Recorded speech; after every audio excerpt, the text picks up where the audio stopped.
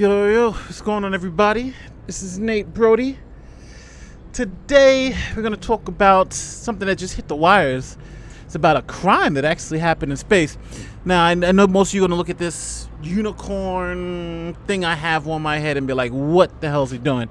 Well, my daughter, today's Sunday, and I was playing with my daughter, and she said, Daddy, wear the unicorn because it'll make people like you more. So, I don't know if the unicorn thing is working for me, but hey, I said I'd wear it. So today I'm a rainbow unicorn fairy. And I don't know why they put all the rainbow unicorn fairy. First time here, if you're new to the channel, my name is Nate. I'm an attorney turned YouTuber, and I just like to talk about interesting legal topics. If you like to hear about things like that, don't forget to subscribe. I got my new series coming up. It's going to be about the first year of law school, where I'm going to more or less be teaching all the first year of law school classes from outlines and from syllabus that I've taught in law school for about two and a half years, and I have like all the information. So I'm thinking about just putting it here on my YouTube channel. If you're interested in that type of stuff, consider subscribing. So today we are talking about, let me go look at the live chat. Hey, what's going on, everybody? Today we are talking about, let me go to this officer, this woman. This is a NASA astronaut, and she may have committed the first crime in space. So let me give you guys some little background on what happened, the facts of this particular case. All right, so Summer Warden was a former Air Force intelligence officer living in Kansas, and she noticed that her estranged spouse, Anne McClain, who's a decorated NASA astronaut, and Anne is spending 6 months on the International Space Station. So when Summer was looking through her account, she noticed some interesting things. She noticed the fact that her estranged spouse, Anne, seemed to know things about her spending. The fact that she bought a car, and she would ask, how could you afford a car? You don't have any money. So being a former intelligence officer, she contacted the bank and said, well, hey, somebody's been accessing my account, she believes, and where was that person accessing the account from? The bank said, well, whoever is accessing it, it's from a NASA computer. Come to find out, the ex-wife was accessing her account from the International Space Station. Fantastic. So you have an astronaut accessing her ex-wife's account from the space station. Now, the accusation here is that there was some type of identity theft, because the astronaut McClain, she was actually using her wife's login credentials to access the account. So it's kind of like she was committing some form of identity theft, which is wild. So you have an astronaut on the International Space Station going around the planet on a computer up there, logging into her wife's account, committing possibly identity theft. Let me see if anybody has any questions in the chat, because I know I'm just rambling right now. Nate Dog, yo, what's going on? What's going on? I'm talking about this space stuff. All right, so I got no questions in the chat. So let me go on with my rendition about what's happening right now. So now, the biggest issue that comes forward when you're talking about an issue like this, especially one in terms of crimes, is jurisdiction. Now, jurisdiction is something that you just can't avoid when you're talking about crimes.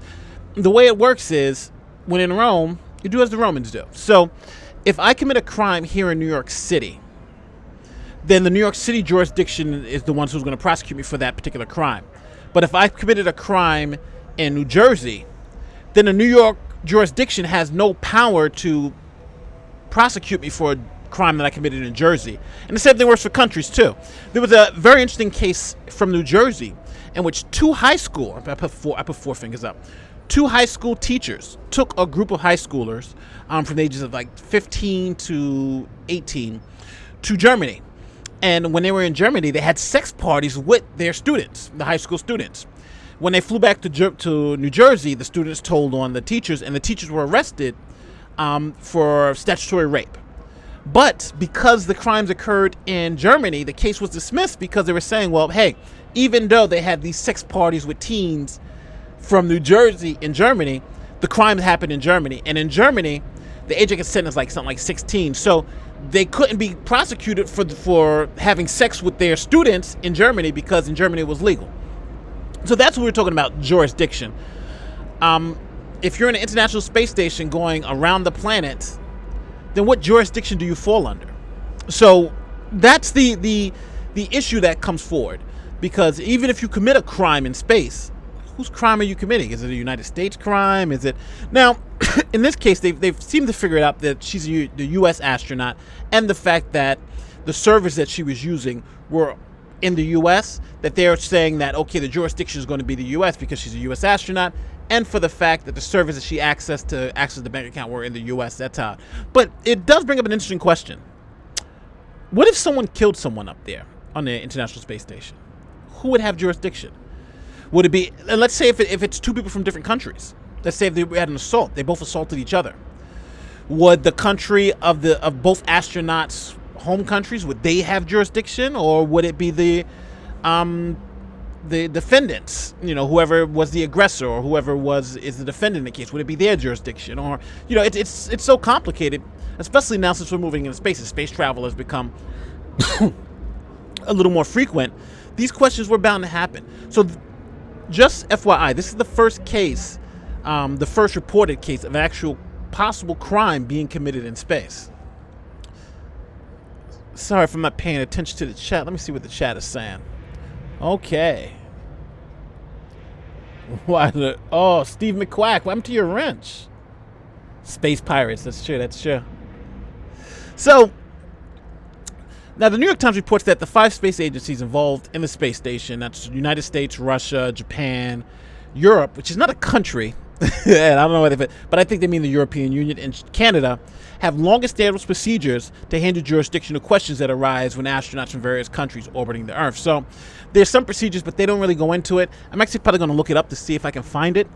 So just so we can see how serious this particular case was, the astronaut, Miss McClain, she's back here on Earth, and she had to be interviewed by the Inspector General of NASA. And she admitted that she went into the accounts, she used her wife's login information, but she said she had permission. And she said she's always had permission because she's gone to check the finances to make sure everything was all right. So this wasn't something where she didn't have permission to do it, but she's always had permission to do it. And, what's the difference now? So that seems to be her defense. But it's a little sticky because, it is technically identity theft because you're going in. But if you had permission, is that identity theft? So that would have to kind of be parsed out. She's claiming that she's done nothing wrong, that she's always had permission. And that obviously, since they're going through a bitter divorce, this seems to be something that the other spouse is using to hurt her, especially in professional career. Now, she was also this astronaut. What's her name again? Damn, McClain. It reminds me of Die Hard. Now, this astronaut was scheduled for for the first ever all-female spacewalk, but now they've postponed it and taken her off of it because of these particular issues. So right now we actually have the first ever person accused of committing a crime in space. Do you think this is this his first of many? How should countries deal with it? Should they be like an international law for space, just like there is for the oceans? Think about it. Whose laws will apply if you're in a space station and you do something wrong? Let me take a quick look in the chat and see what you guys are saying.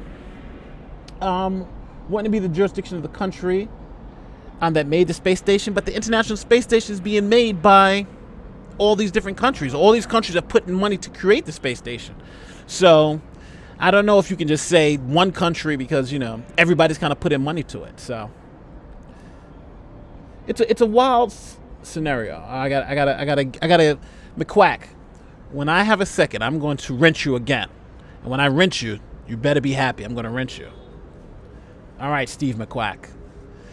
So yeah, so I really want to see what do you guys think? Do you guys think that space is we have to start writing laws for people committing crimes in space? Or do we think we can kind of handle this? Because let's say, for instance, you're in a space station and, like I said, you commit something like an assault or a murder, which country is going to prosecute you? Is it going to be the country of the person who you killed? Is it going to be your own country? Is it going to be some other country? Just imagine if a Russian astronaut kills an American astronaut and Russia says, well, we're going to prosecute him in Russia. Would that be fair? I don't think a lot of people would, I don't think people would agree to that. But hey, what can you say? Listen, guys, leave your comments below. Let me know what you think. And please, if you really can... Oh, hold on. She's a space pirate. I'm Dutch. Send it to the hay. You guys are sick people. But listen, if you have, consider subscribing to the channel. I just thought this was something very interesting that happened today, and we'll see. This astronaut's back here on Earth. She's got legal problems that she's already given sworn testimony, so we'll see what happens. If you haven't already, please consider subscribing, and I will see you next time. For those of you who are interested in my analysis of the Non Sequitur show, my next episode is going to be coming up, and it's going to be Kyle Curtis. Is there any defense? I don't know if he actually has one. So we're going to look at Kyle Curtis' statements, see what his defense could be, and see whether he actually has anything tangible to argue for not giving up the books and even not paying the 50%. But that's next time. Oh, cool. I'll definitely check my tweets. Hey, any more information you guys need, you guys know how to contact me. I'll be in the comment section. I'll be on Twitter and I'll be on Facebook. Good to see everybody, and I'll be speaking to you later. Peace. I gotta end the stream. I have to end the stream.